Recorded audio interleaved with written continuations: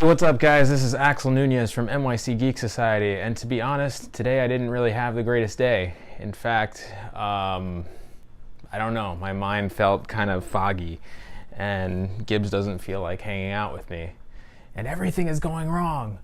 But yeah, don't want to get too far into that, but what the topic it made me think of is games that I like to play when I have to relax, calm my brain, and maybe find some inspiration.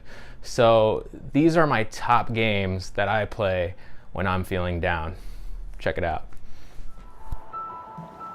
First game I'd like to talk about is Celeste by Matt Makes Games. This is a critically acclaimed indie title that came out 1 year ago, and it's about a girl named Madeline who is facing her fears by climbing a gigantic mountain all by herself.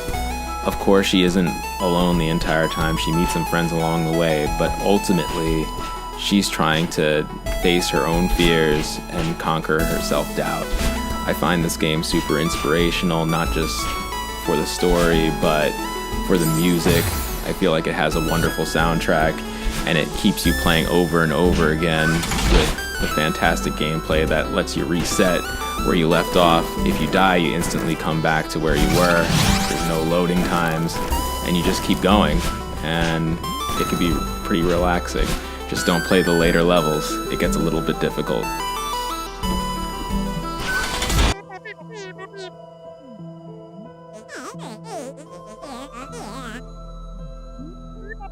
The second game I want to talk about is Undertale by Toby Fox. This is another critically acclaimed indie title that came out around 2015. It took 32 months to develop, and he did it all on his own using crowdfunding money.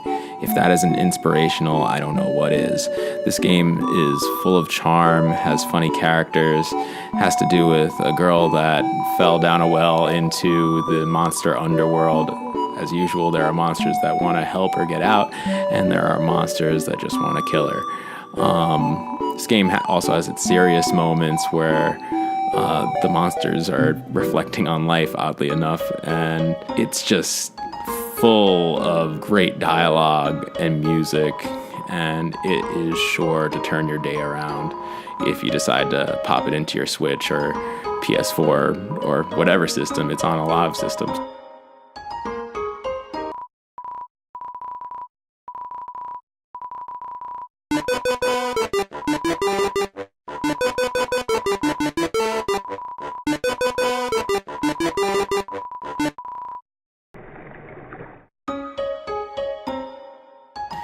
The third game I want to talk about is, you guessed it, another indie game.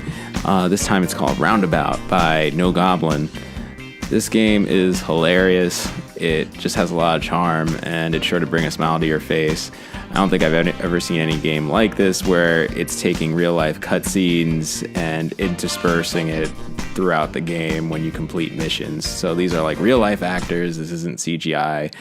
And you're playing as a character named Giorgio in 1977, and she is the first rotating limousine driver, meaning that the limo is literally rotating around as she drives, and as you can guess, the end result is pretty hilarious. She's like running into mailboxes and running over people while carrying children and other random passengers.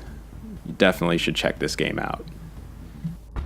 Communicating silently was Giorgio's bread and butter. With just a quick look at the stare on that adorable munchkin, Giorgio knew they needed to make a detour. He's in the chair. Let's go pick him up. Wait, we're not done yet. We're not done yet. We're not. Hey guys, hope you enjoyed that video. Make sure to, where are you going? Make sure to like, comment, and subscribe. And tell me about a game that clears your head and inspires you to move forward. Honestly, I'd be very curious about that. I'm always looking forward to finding new games like that. But in case you didn't know, tell your mom, tell your dad, tell your brother, tell your sister, tell your cat, tell your dog to subscribe to NYC Geek Society. And remember, NYC, geek out.